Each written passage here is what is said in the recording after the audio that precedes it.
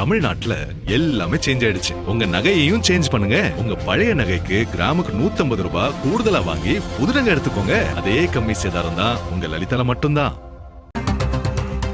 பழனி கோயில் நில மோசடியை கண்டித்து ஜூலை 25 அதிமுக சார்பில் ஆர்ப்பாட்டம் நடைபெறும் என அக்கட்சியின் பொதுச்செயலர் எடப்பாடி கே பழனிசாமி அறிவித்திருக்கிறார். அண்மை செய்தியாக பார்க்கிறோம்.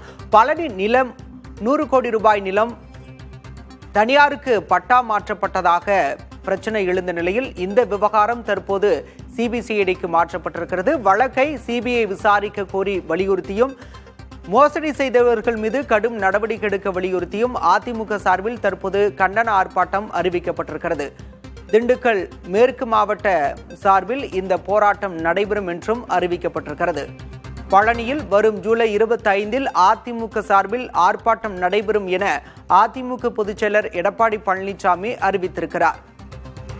பழனி கோயில் நில மோசடி விவகாரத்தை சிபிஐ வசம் ஒப்படைக்க வேண்டும் என்றும் இந்த விவகாரத்தை கண்டித்து பழனியில் வரும் 25ஆம் தேதி ஆர்ப்பாட்டம் நடைபெறும் என்றும் அறிவித்திருக்கிறார் அதிமுக பொதுச்செயலர் எடப்பாடி கே பழனிசாமி.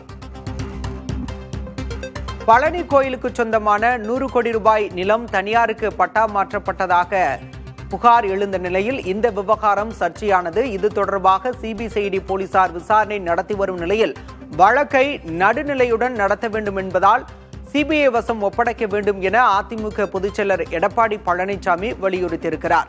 இந்த விவகாரத்தை கண்டித்து வரும் 25ஆம் தேதி அதிமுக சார்பில் ஆர்ப்பாட்டம் நடைபெறும் என்றும் அறிவித்திருக்கிறார் எடப்பாடி கே பழனிசாமி.